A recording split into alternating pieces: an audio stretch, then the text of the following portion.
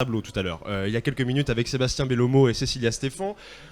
Un tableau territorial, où sommes-nous, d'où vient la centrale, etc. Là, on va avancer un petit peu dans le cheminement et s'intéresser au développement économique d'un territoire, mais aussi à la transition écologique. Comment concilier développement économique et transition écologique, et comment ce projet Ecocombust permet-il de préserver à la fois un bassin d'emploi, un bassin industriel, et de répondre aux exigences environnementales. J'ai donc le plaisir d'avoir deux invités autour de moi. Tout d'abord, Violaine Lucas, bonjour. Bonjour. Vous êtes conseillère régionale des Pays de la Loire. Merci beaucoup d'être avec nous. Vous avez suivi un peu la genèse de ce projet Ecocombust, vous le connaissez particulièrement bien. Je vous demanderai juste une chose, c'est de bien parler dans le micro. Voilà, parce que pour éviter que... évidemment, ça repique aussi avec le grand débat qui est juste à côté de nous. Et évidemment, pour nos auditeurs qui nous écoutent. Autour de cette table également, Mathias Tavel, bonjour. Bonjour. Vous êtes membre de la France Insoumise, également membre de la liste L'écologie ensemble. L'écologie ensemble. Portée par Mathieu Orphelin. Portée par Mathieu Orphelin, donc c'est une liste pour les régionales. Tout à fait. Pays de la Loire, dans laquelle on retrouve donc la France Insoumise, mais également Europe Écologie Les Verts. Tout à fait. Ça. Bon, je vous remercie tous les deux d'être ici. Alors, concilier développement économique et transition écologique, c'est des choses habituellement, je sais pas, je parle sous votre contrôle, qu'on a tendance à opposer. Développer l'économie territoriale et prendre le pli de la transition écologique, c'est possible. Et le projet Ecocombust, on est d'accord, il répond à cette conciliation. Peut-être Violaine Lucas dans un premier temps. Alors oui, moi j'ai suivi en fait en tant que conseillère régionale et auparavant en tant que militante syndicale et associative. En fait, j'avais suivi déjà depuis 2015, enfin au tout début, le projet d'Ecocombust, et il me semblait extrêmement pertinent parce qu'il montrait une véritable mutation, en tout cas dans le monde syndical, des enjeux écologiques. Et de la nécessité pour la sauvegarde des emplois de faire cette transition écologique. Et ce qui me semblait extrêmement passionnant à suivre, et je suis fière aujourd'hui et très heureuse d'être ici avec tout ce dispositif qui montre qu'on avait raison et ils avaient raison. Ce qui m'intéressait, c'était de voir comment des salariés dans une entreprise, une section syndicale, et puis on a vu là tout à l'heure à l'appui toutes les autres sections syndicales qui vont venir à l'appui, vont décider de s'emparer de la question écologique pour modifier et leur outil de production et le matériau même qu'ils vont utiliser.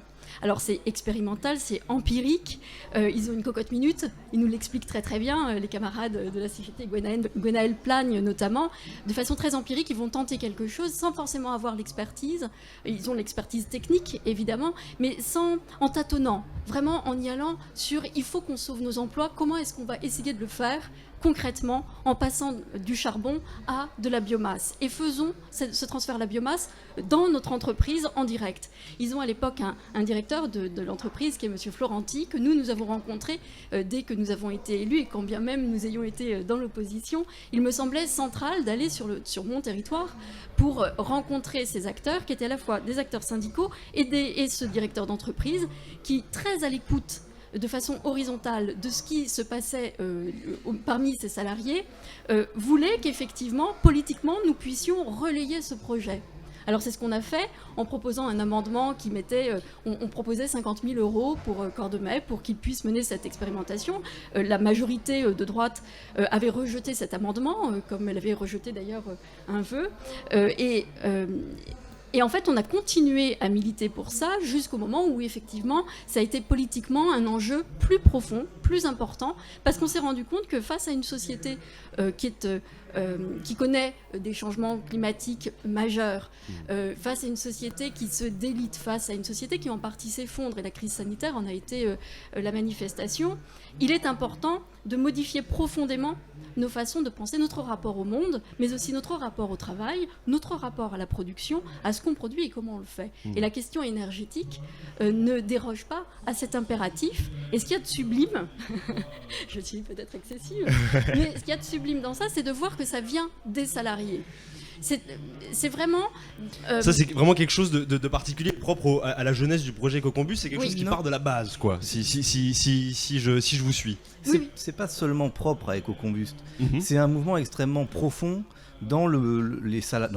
parmi les salariés, dans les organisations syndicales, et quand vous allez un peu plus loin sur l'usine CEPOL qui fait des agrocarburants, quand vous allez rencontrer les cheminots, ici les agents EDF, vous avez cette conscience extrêmement claire que ils sont en quelque sorte dépositaires d'un intérêt général qui va bien au-delà de simplement la défense corporatiste de leur emploi, de leur outil de travail. Ils sont même prêts à le transformer, à renoncer à ce qui a été la raison d'être de leur travail jusqu'à maintenant pour faire autre chose, mieux, parce qu'aucun salarié n'a envie par plaisir d'exercer une activité dont il connaît, par définition, il est même le premier à les connaître, les conséquences qui peuvent être négatives sur sa santé, sur la qualité de l'air, etc., etc. En l'occurrence, on parle du charbon. Donc voilà, donc il y a une vraie prise de conscience, une vraie activité syndicale réelle au service de l'intérêt général. Et vous dites on oppose écologie et emploi, certains l'opposent encore, mais qu'on ne vienne pas nous dire que ce sont les salariés qui les opposent et qu'on ne vienne pas nous dire non plus que c'est un mot d'ordre général. Nous, clairement, on porte cette idée que l'écologie, c'est l'emploi. L'écologie, c'est l'emploi industriel aussi sur le bassin de Saint-Nazaire. Et ça, c'est vraiment très bon. Et là, aujourd'hui, ce qui est important et ce qui est significatif, c'est que c'est grâce aux salariés qu'on parle aujourd'hui d'éco-combust. C'est ce que les Et c'est un peu la colère qu'on a envie d'exprimer. C'est-à-dire, pourquoi c'est pas la région ? Pourquoi c'est pas le gouvernement ? Enfin, le gouvernement est occupé à essayer de détruire EDF par le projet Hercule. Pourquoi il ne s'occupe pas plutôt de sauver le site de Cordemais, d'organiser la transition, de donner une perspective, etc., etc. Et encore une fois, c'est là qu'on voit bien, non seulement avec les salariés, par les salariés, mais grâce aux salariés, que l'ensemble de la société peut s'emparer de ces questions-là. Violaine Lucas. Oui, Vous voulez ajouter quelque chose ? Évidemment que les syndicats comme les entreprises prennent conscience de ces situations quasi de rupture, en tout cas avec le monde tel qu'on le connaissait jusqu'à maintenant. Donc il y a un enjeu majeur. Mais je pense qu'effectivement, le monde syndical dans son intégralité le fait. Ce qui se passe, c'est qu'ici, on en a un exemple très concret, très pragmatique et très unique en Europe et en France. C'est-à-dire que ce qui se passe aujourd'hui avec ce grand forum, avec cet hommage rendu à l'intersyndical, ces éléments-là aboutissent à quelque chose de très concret qui demande des moyens, qui demande des positionnements politiques fermes, qui sont ceux qu'on attendrait effectivement du gouvernement, de l'État, et qui ne vient pas effectivement en soutien. Donc il y a beaucoup de travail. Et pour une région, alors moi je ne suis pas en campagne électorale, je ne suis sur aucune liste, et je défends le travail, l'emploi, le fait que les gens aient envie que leur rapport même au travail ait du sens, fasse sens. Parce qu'ils ont ce que vous évoquiez, c'est-à-dire cette conscience de l'urgence écologique et de toutes les urgences qui les accompagnent. Et dans leur façon de faire, ils vont modifier tellement les choses que ça va apporter des solutions qu'il faut essaimer à l'extérieur. C'est à la fois quelque chose de très local, c'est comment je me repositionne dans le champ local en m'adressant à mes alliés les plus directs. Ici, il se posait la question de savoir où trouver de la biomasse. Tout à coup, il a fallu que dans leur logiciel syndical, de chefs d'entreprise, etc., on se dise mais comment est-ce qu'on fait pour trouver de la biomasse ? Où va-t-on la prendre ? Mais la biomasse, elle était déjà inscrite dans des circuits locaux. Donc il fallait chercher. Voilà, donc une erreur aurait consisté à se dire venons venir de loin de la biomasse. Non, il faut que ce soit un ancrage extrêmement local. Donc il faut parler avec ses plus proches voisins pour s'organiser de façon très locale et pour que les solutions que l'on veut créer puissent être effectivement pérennes et autonomes et conduisent à cette autonomie très locale. Alors on va revenir sans doute sur un aspect qui est intéressant parce que cette recherche de la part des travailleurs, des travailleuses, des syndicats a fait peut-être naître un besoin de formation peut-être sur comment on trouve de la biomasse, comment on prend le pari de maintenir une activité industrielle tout en prenant le pli de la transition écologique. Est-ce qu'aujourd'hui il y a un besoin de formation, je ne sais pas, des salariés, peut-être des entrepreneurs, comment vous percevez la chose ? Déjà, les salariés ne sont pas seulement des compétences. Ce sont des êtres humains qui sont dotés de compétences, mais qui ont aussi une vie, une famille, une maison, un emprunt, etc. Et on ne peut pas seulement se dire, on a besoin que demain, le chauffagiste devienne, je ne sais quoi, chaudronnier ou autre, selon... Il y a aussi il faut prendre en compte la réalité humaine de ce qu'est un emploi. Et de ce point de vue-là, il faut aller d'abord s'appuyer sur une compétence que ces salariés ici à EcoCombust ont acquis, c'est la compétence de la filière du projet industriel dans lequel ils sont. C'est-à-dire maintenir une activité énergétique pour stabiliser l'ensemble du réseau du Grand Ouest. C'est ça le projet industriel qu'il faut pour ce site et qu'il faut garantir et planifier à long terme. Déjà parce que les salariés ils ont besoin d'une perspective. On leur dit 2024, 2026 et ils disent et après. Donc déjà, prenons cet engagement. Vérifions que le projet EcoCombust, tous les partenaires sont bien déterminés à s'y engager définitivement, qu'il y a bien les financements et qu'on y va en associant tout le monde, les évidemment partenaires privés, publics et les salariés eux-mêmes qui doivent être autour de la table dans cette espèce de point d'étape avant le lancement, cette fois opérationnel global de ce projet. Et après, oui, il y a des besoins de formation. Mais j'en discutais avec des salariés ici. Beaucoup ont déjà fait plusieurs métiers. Il n'y a pas...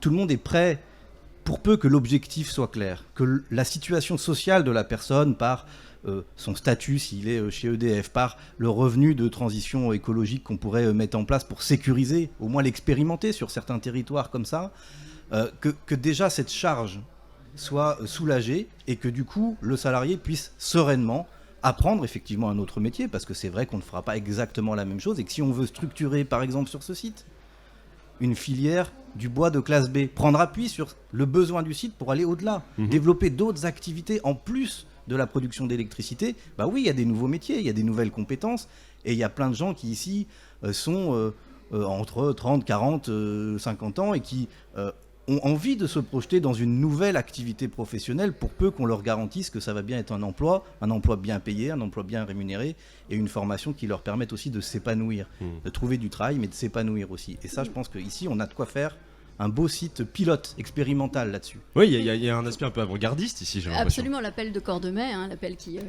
organise en fait cette journée de Forum des possibles, elle dit bien que c'est une vitrine. Et cette expérimentation, elle doit effectivement essaimer le plus possible.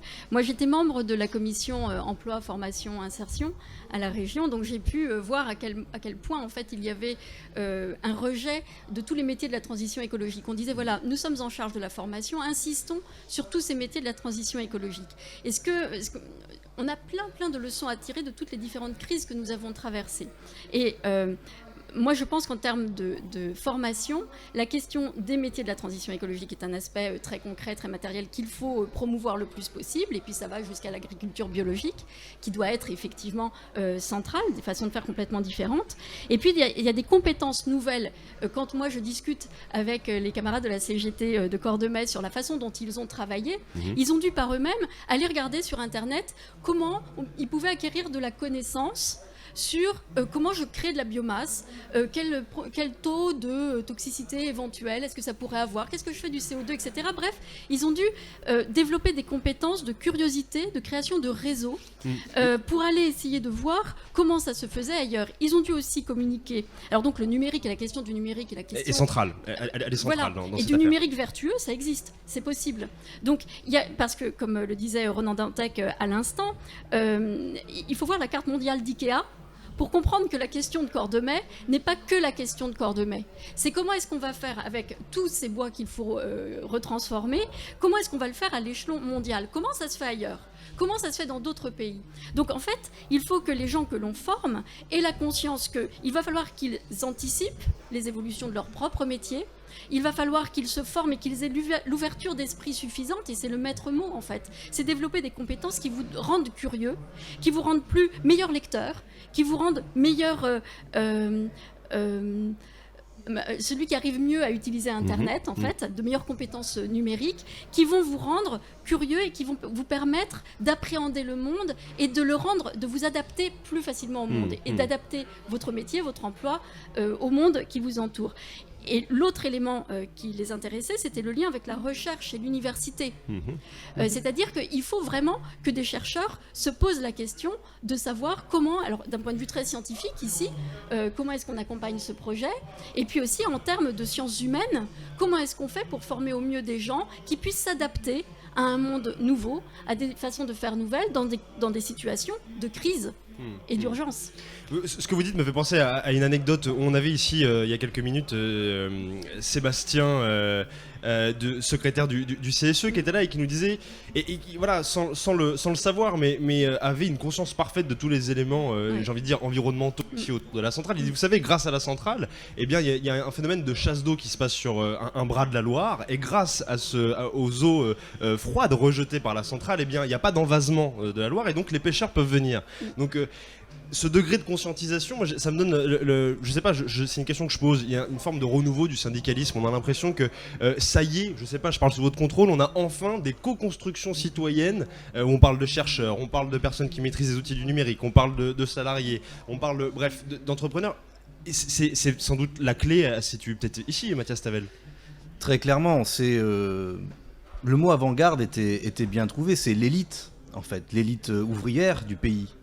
L'élite syndicale, évidemment, qui est capable de partir de son condition sociale de producteur, de voir dans quel cadre elle s'inscrit, comment elle peut évoluer, vers quoi, vers quel type d'activité. Et là, on parle d'éco-combust, et évidemment, c'est le sujet principal, mais ça n'est pas la seule possibilité sur ce site. Il y a éco-combust. Il faut faire en sorte que ce projet soit sécurisé et puisse aller au bout. Mais ne refaisons peut-être pas l'erreur de trop centrer sur une seule activité au risque de se retrouver après sur d'autres difficultés parce que voilà. C'est pour ça que je disais il y a la filière industrielle, la structuration d'une filière industrielle sur le bois classe B. Il y a plein d'autres activités liées à l'énergie parce qu'ici on a des compétences particulières quand on travaille dans une centrale électrique. On est capable de comprendre, de connaître, d'assurer la sécurité d'une production électrique, j'allais dire, évidemment avec de la formation, mais on a une éolienne offshore en France, c'est un prototype. Il y en a 5000 en Europe. Si on veut aller vers 100% d'énergie renouvelable en 2050, il y aura besoin, pour stabiliser le réseau, de projets comme EcoCombust. Mais il y a un gisement d'emplois industriels, de formation dans les énergies renouvelables, dans le stockage de l'électricité qui sera produite peut-être pour produire de l'hydrogène vert, etc. Il faut ouvrir une grande respiration, identifier clairement les métiers, parce que chaque métier est spécifique, voir après dans les gens qui sont là les compétences, les aspirations, les perspectives aussi, parce qu'on peut commencer avec quelqu'un qui a 30 ans ici, on se dit bah voilà, peut-être que là tout de suite à court terme il a besoin d'avoir un emploi, donc orientons-le vers ça, mais quel schéma on se donne pour que dans 5 ans, dans 10 ans, on se soit donné les moyens d'amener ces gens vers des niveaux de qualification supérieurs, de les faire progresser aussi dans l'entreprise. Je pense que là, il y a vraiment... C'est pas une lutte défensive, c'est vraiment quelque chose qu'il faut prendre avec enthousiasme, mais en même temps, il faut quand même avoir conscience que pour les gens qui sont ici, ne pas savoir de quoi l'après 2026 sera fait est une angoisse immense. Il y a besoin de donner une visibilité, une perspective durable. J'insiste là-dessus. Ici particulièrement parce que dans notre bassin d'emploi, on a vu comment Airbus a été impacté, on voit comment la raffinerie a des inquiétudes légitimes et comment effectivement dans cette situation de crise, il y a une véritable angoisse autour de l'emploi. Sur la question de la mutation des syndicats, il n'y a pas que la question de la mutation des syndicats, on l'a vu, l'extrême agilité d'esprit d'innovation, l'esprit d'innovation qui existe et pas depuis peu, c'est depuis longtemps à l'intérieur des syndicats. Et les propositions, elles étaient là bien avant. Moi, je me souviens en 2010, pendant les mobilisations, où moi j'ai commencé à connaître les gens effectivement de la CGT, de la raffinerie, le mouvement un peu intersyndical et interpro. On avait déjà des tas de propositions, des tas de projets sur comment faire travailler toutes les entreprises et toutes les industries localement.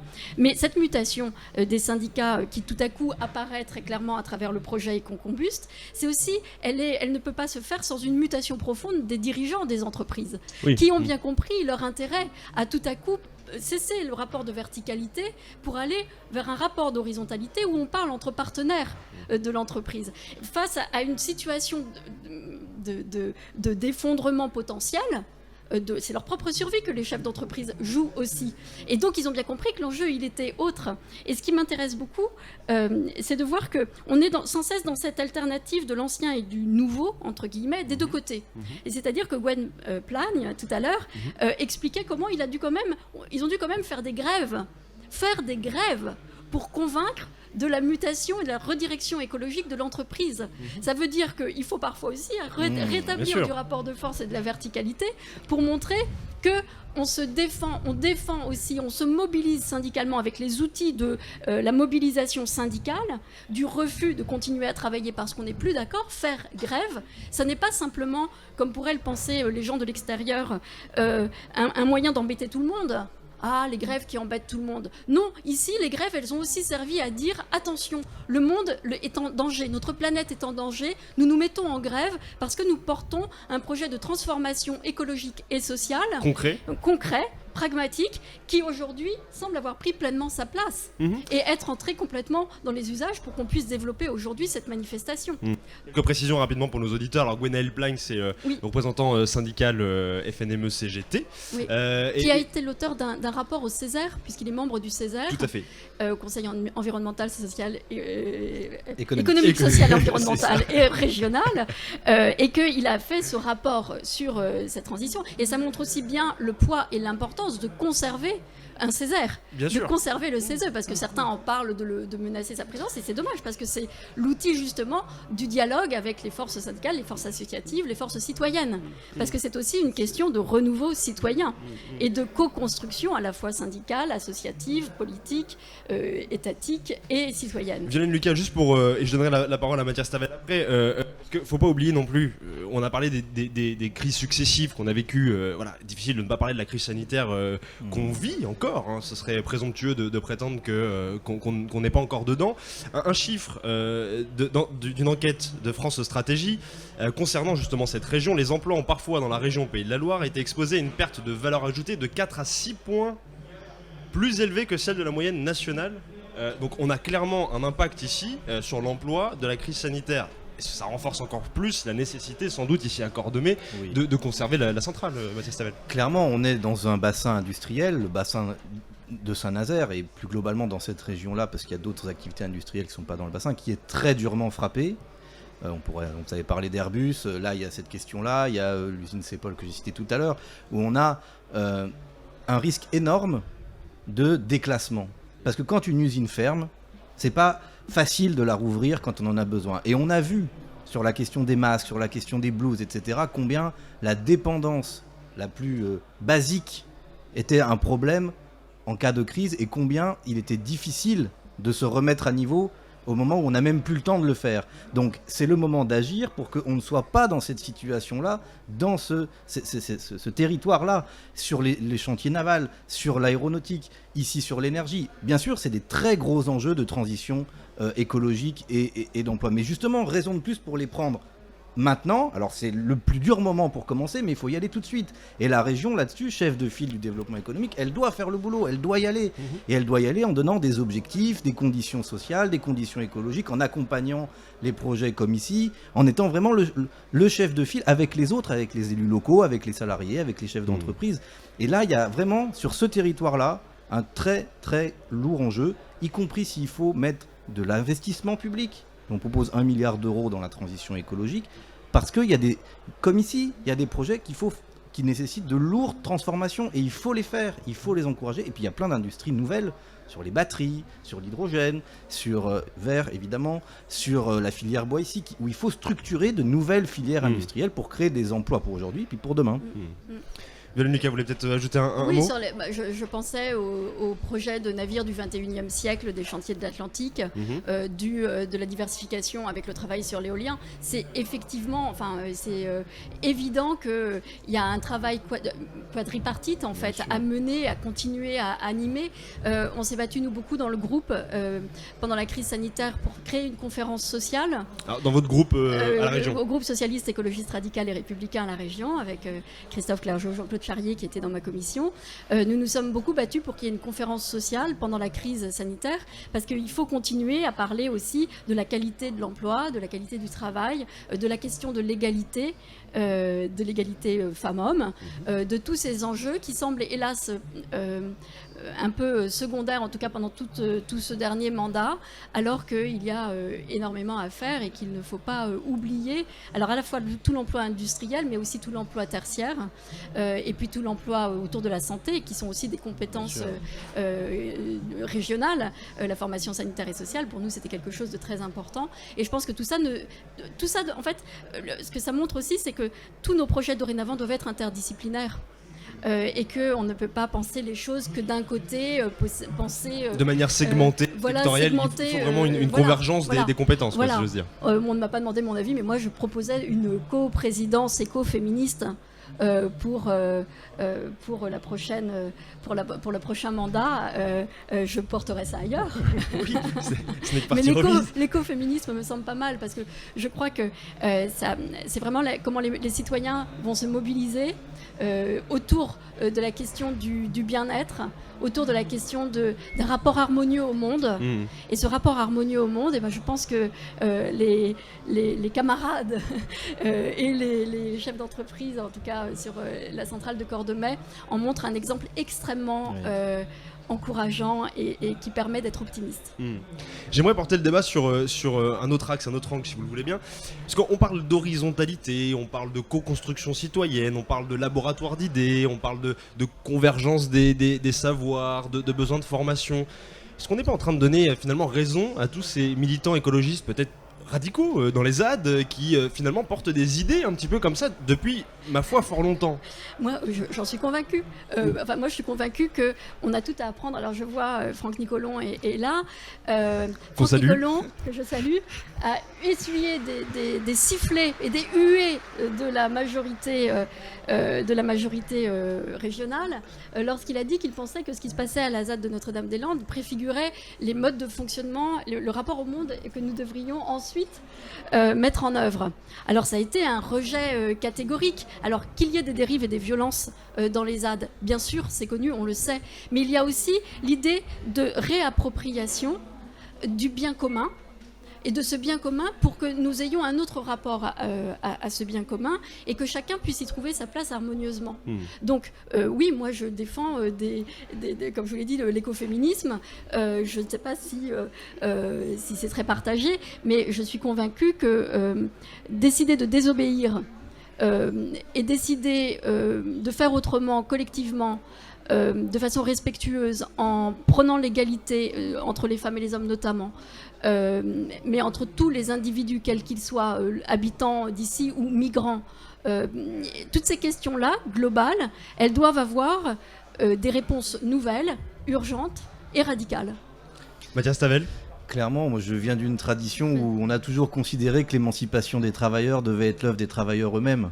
Donc ce que vous dites là, quelque part, c'est le fleuve, les deux affluents se rejoignent sur l'idée que évidemment chacun veut être maître de sa propre vie, de son destin, et collectivement être capable d'être souverain tout simplement. C'est pas autre chose que ça, c'est-à-dire pouvoir décider de sa vie, de son emploi, ici de la trajectoire industrielle d'un site, et pas être seulement un pion qu'on déplace parce que le cours de la bourse l'a décidé ou parce que on a décidé que c'était plus intéressant d'importer ou de vendre du bois de classe B, je ne sais où, je ne sais qui, plutôt que d'essayer de le valoriser ici localement.